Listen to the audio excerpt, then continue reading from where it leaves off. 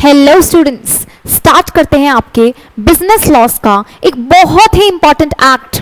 सी आपके CA foundation के ना बिजनेस लॉ में बहुत ही सारे एक्ट्स हैं, उसी में से एक क्या है, द इंडियन कॉन्ट्रैक्ट एक्ट 1872। कौन कौन से एक्ट है आपके सिलेबस में? आपके सिलेबस में हमें मिलेगा इंडियन कॉन्ट्रैक्ट एक्ट, है ना, हमें मिलेगा सेल्स ऑफ गुड्स एक्ट। मैं आपका सिलेबस बता रही हूं, कुछ पढ़ा नहीं रही अभी।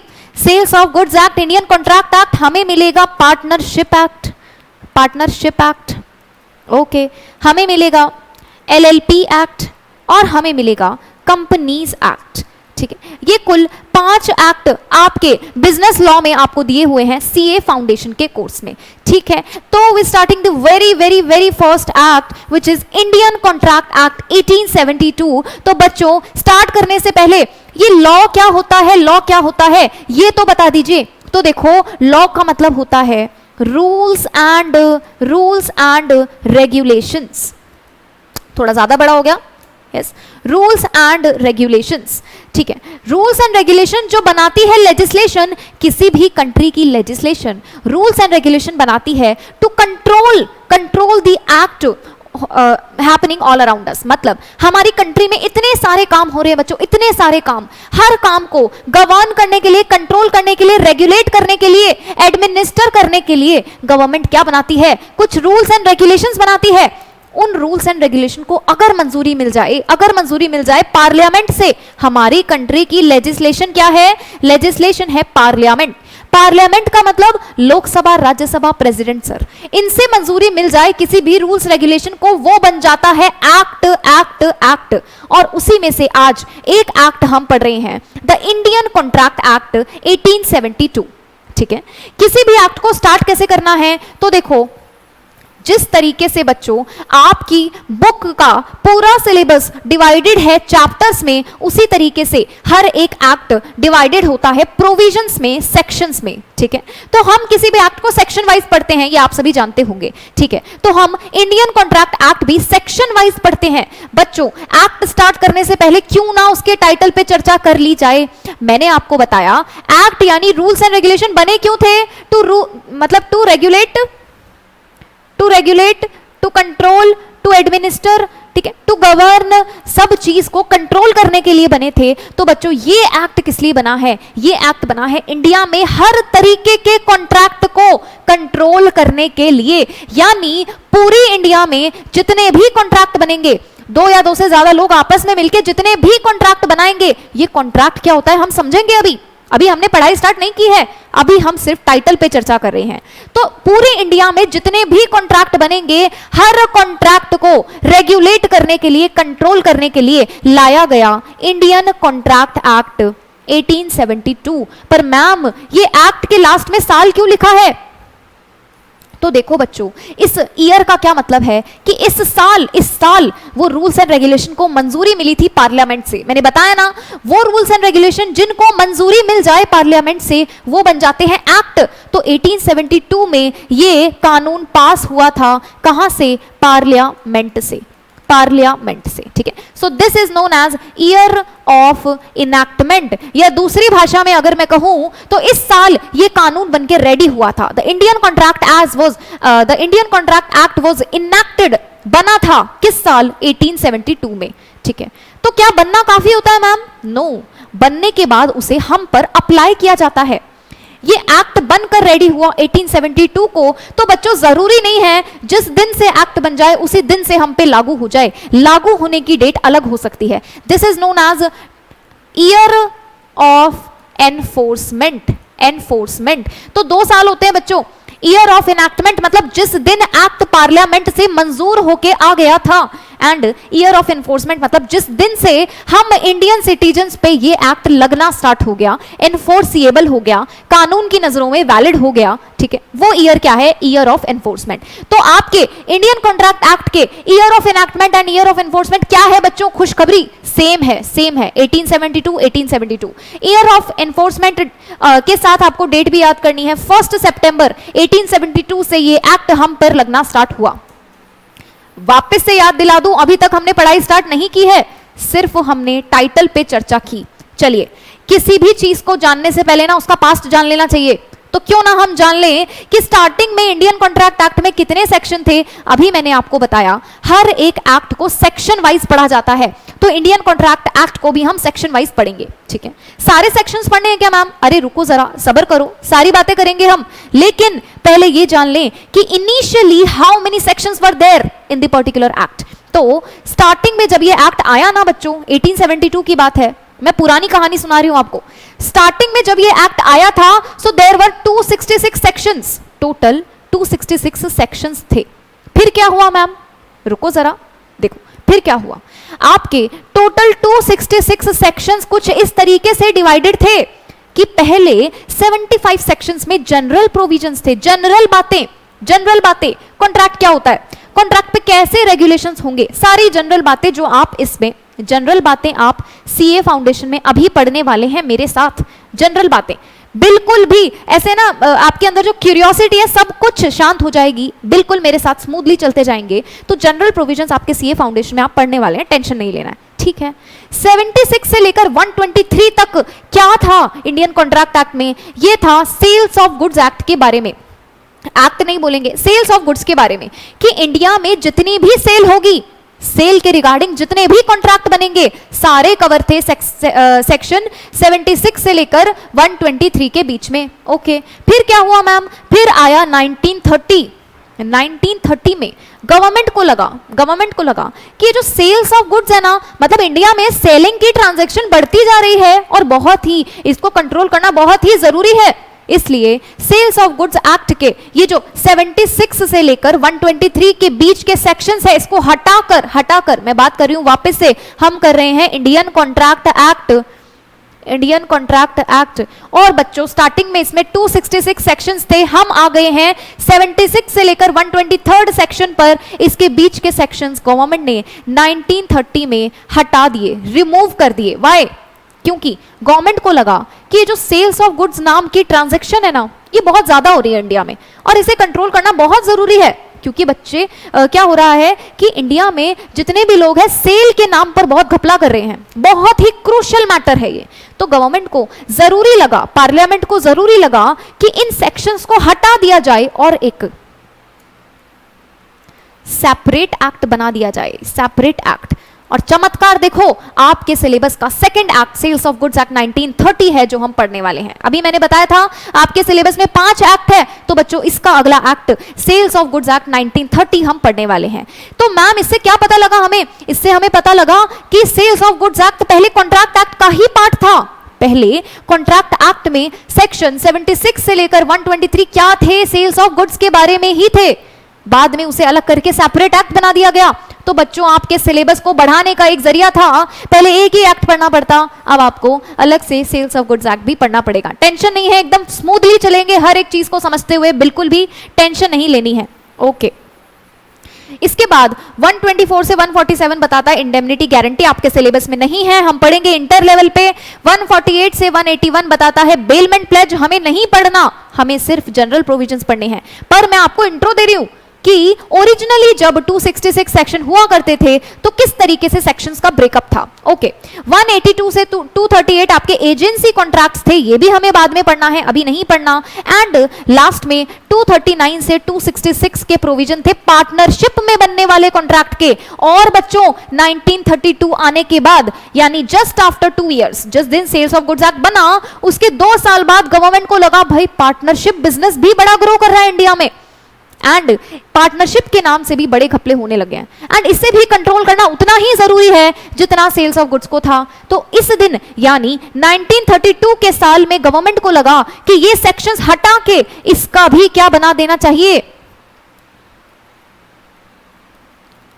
सेपरेट एक्ट बना देना चाहिए, सेपरेट एक्ट बना देना चाहिए, ठीक है। तो सेल्स ऑफ गुड्स एक्ट के बाद 2 साल बाद बना the Indian partnership act 1932। And कमाल की बात यह है ये भी हमारे सिलेबस में है, कांग्रेचुलेशंस। आपको पहले एक ही एक्ट पढ़ना पड़ता, अब आपको 3 अलग एक्ट पढ़ने पड़ रहे हैं। पर घबराने की जरूरत नहीं है, सब कुछ बहुत ही ईजी है, बहुत ही स्मूथली सब कुछ हम करेंगे, ठीक है। तो ये था आपका इंडियन कॉन्ट्रैक्ट एक्ट के सेक्शंस का ब्रेकअप, जो कि आज सिर्फ इतना रह गया है, ये जो ग्रीन ग्रीन पोर्शन है सिर्फ इतना रह गया है, ये जो ऑरेंज वाला है इसको हटा के सेपरेट एक्ट बना दिया गया है बच्चों, ठीक है। अब हम स्टार्ट कर लें अपना एक्ट। तो इंडियन कॉन्ट्रैक्ट एक्ट किस लिए है? To control, to regulate, to administer what? Every each and every type of contracts formed in India. India में बनने वाले हर एक कॉन्ट्रैक्ट पे लगेगा ये एक्ट। कॉन्ट्रैक्ट क्या होता है सब पढ़ेंगे हम, ठीक है। पर इस एक्ट को स्टार्ट करने से पहले एक बात अपने माइंड में बिठा लेना। क्या बिठा लेना है? जो वादा किया है ना वो निभाना पड़ेगा। अगले बरस तुम्हें आना पड़ेगा ऐसा कुछ नहीं है, जो वादा किया वो निभाना पड़ेगा। बस इतना याद रखना कि जो वादा किया था ना उसको नहीं निभाया तो क्या लग जाएगी? पेनल्टी लग जाएगी। सारी बातें करेंगे हम, ठीक है। तो जो वादा किया वो निभाना पड़ेगा। और इसको लैटिन फ्रेज में क्या बोलते हैं बच्चों? एक लैटिन फ्रेज है, लैटिन लैंग्वेज है, उसका एक फ्रेज है, क्या बोलता है? पैक्टा सुंट सर्वांडा, which means agreements must be kept. जो वादा किया उसको निभाना पड़ेगा, ठीक है। इंडियन कॉन्ट्रैक्ट एक्ट का सार है ये। पूरा कॉन्ट्रैक्ट इस लाइन पे बेस्ड है।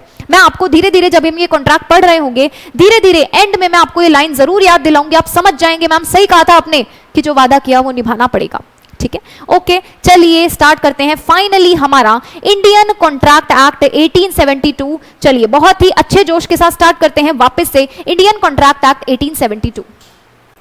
यस, तो मेरे साथ एक बात गांठ मार के लिख लेना या फिर कहीं पे नोट कर लेना, फोन में नोट्स में सेव कर लेना एक बात, कि जब भी कोई एक्ट स्टार्ट करेंगे, जब भी whenever it is, आप फाउंडेशन लेवल पे पढ़ रहे हैं, इंटर लेवल पे पढ़ रहे हैं, फाइनल लेवल पे पढ़ रहे हैं, कोई सा भी एक्ट पढ़ रहे हैं लॉ के अंदर, कभी भी किसी भी एक्ट को पढ़ने से पहले आपको उसके बारे में पता होनी चाहिए। तीन बातें क्या है वो तीन बातें?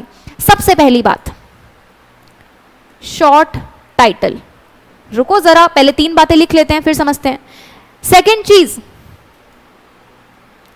कमेंसमेंट, एंड थर्ड चीज एक्सटेंट, ठीक है। किसी भी लॉ को, किसी भी एक्ट को पढ़ने से पहले तीन बातें हमें पढ़नी होती है। शॉर्ट टाइटल क्या है, कमेंसमेंट क्या है, एंड एक्सटेंट क्या है। तो मैं बता देती हूं ये क्या होता है। शॉर्ट टाइटल का मतलब बच्चों, ये एक्ट किस नाम से जाना जाता है, इसका टाइटल क्या है। तो देखो, ये एक्ट कहलाता है the Indian contract act 1872। This act is known as the Indian Contract Act 1872. Very easy, बहुत ही आराम से पढ़ेंगे, बहुत ही डिटेल में पढ़ेंगे हर बात को। अच्छा, कमेंसमेंट का मतलब कब से शुरू हुआ था? मैं बता चुकी हूं। So this act was enforceable from 1st September 1872, या हम ऐसे भी बोल सकते हैं this act commenced on 1st September 1872। बहुत ही इजी बातें हैं। एंड थर्ड चीज जो हमें जाननी है कि ये एक्ट कहां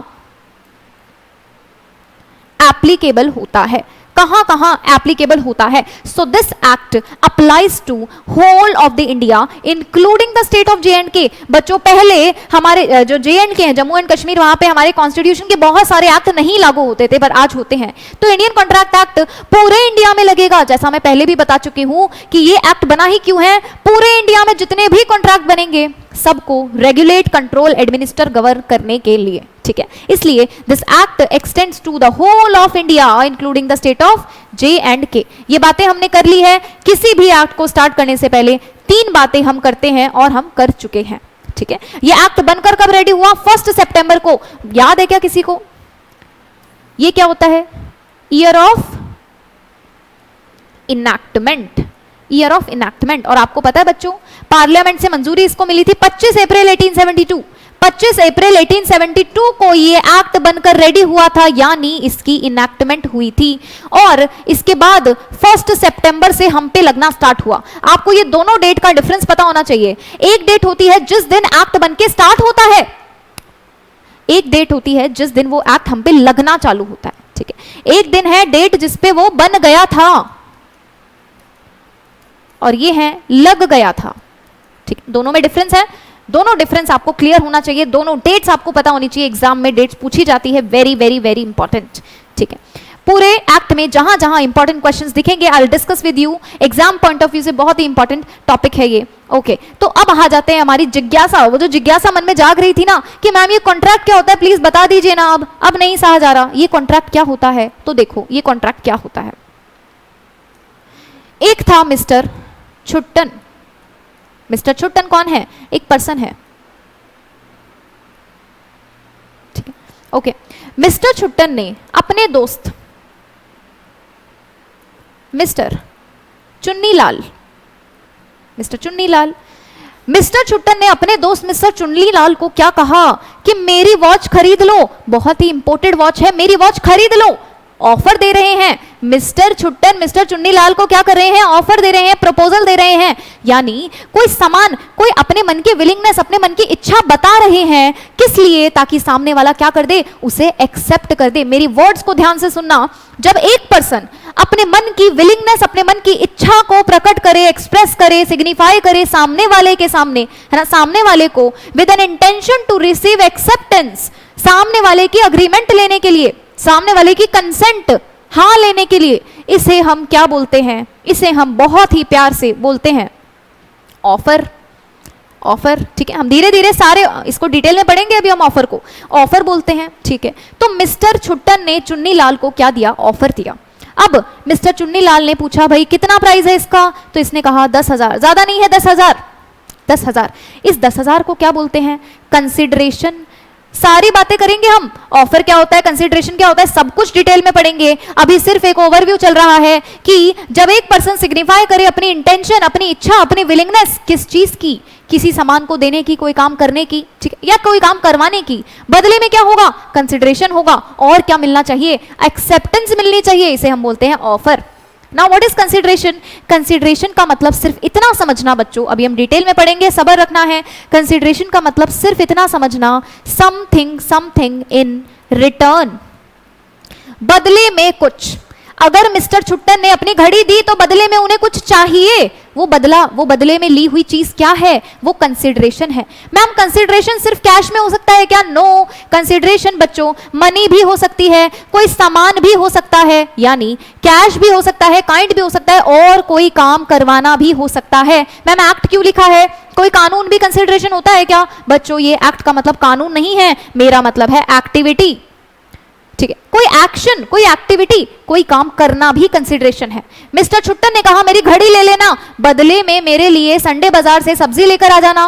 ओके, तो ये क्या है, आपने बदले में कोई काम निकलवा लिया, ये भी कंसिडरेशन है, ये भी कंसिडरेशन है। बहुत ही डिटेल में पढ़ेंगे एवरीथिंग, ठीक है। तो अभी तक क्या पढ़ा हमने? अगर एक पर्सन सामने वाले को क्या देता है, ऑफर, और सामने वाले की क्या लेना चाहता है, एक्सेप्टेंस। मिस्टर चुन्नीलाल ने ना प्राइस सुन के क्या दे दी,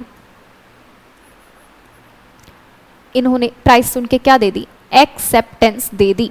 एक्सेप्टेंस मतलब बोल दिया मुझे मंजूर है, कबूल है, कबूल है, कबूल है, ठीक है। एक्सेप्टेंस वॉच के लिए दी है बच्चों, सिर्फ वॉच के लिए, तो इन्होंने कहा कबूल है, मुझे मंजूर है। तो वापस से ध्यान से सुनेंगे, एक पर्सन ने दिया है ऑफर किसी दूसरे पर्सन को, और उस दूसरे पर्सन ने आपको क्या दे दी है, एक्सेप्टेंस दे दी है। हर चीज की डेफिनेशन अभी डिटेल में पढ़ने वाले हैं, ठीक है, ओके ओके। थर्ड चीज, इन दोनों के साथ क्या शामिल है, कंसिडरेशन। कंसिडरेशन का मतलब मैम याद है हमें, something in return, something in return, that something may be cash, may be kind, may be some act. Okay, तो ये तीनों एलिमेंट जहां प्रेजेंट हो, ये तीनों एलिमेंट मिला के क्या बनाते हैं, अरे अरे जल्दी नहीं, कॉन्ट्रैक्ट नहीं, ये तीनों मिलके बनाते हैं अग्रीमेंट।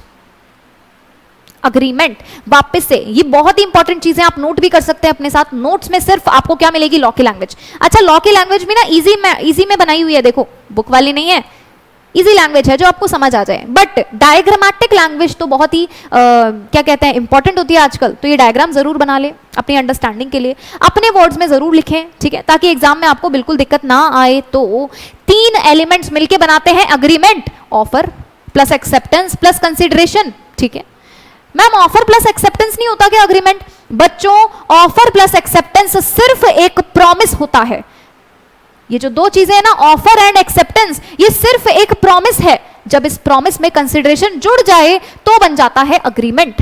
तो मैम कॉन्ट्रैक्ट क्या होता है अभी तो बताओ बच्चों। अगर ये कॉन्ट्रैक्ट, अगर ये अग्रीमेंट लॉ की नजरों में वैलिड बन जाए, ये जो अग्रीमेंट हमने बनाया ना, मिस्टर छुट्टन ने वॉच दी, मिस्टर चुन्नीलाल ने एक्सेप्टेंस दी, साथ में 10,000 की कंसिडरेशन भी दी। अगर ये अग्रीमेंट लॉ की नजरों में एनफोर्सिएबल हो, कानून की नजरों में माननीय हो, तो ये बनता है एक कॉन्ट्रैक्ट।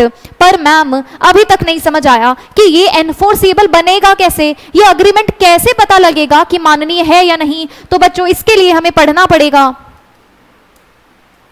एनफोर्सिएबिलिटी, एनफोर्सिएबिलिटी यानी अगर मैं ये सारा हटा दूं तो सार क्या निकल के आया, मेरी इस डिस्कशन का एक कंक्लूजन क्या निकल के आया, बहुत ही इजी, कि अगर अग्रीमेंट में मिल जाए एनफोर्सिएबिलिटी, एनफोर्सिएबिलिटी मतलब लॉ की नजरों में माननीयता, ठीक है, तो ये बन जाता है एक कॉन्ट्रैक्ट, एक वैलिड कॉन्ट्रैक्ट। मैम समझ में आ गया?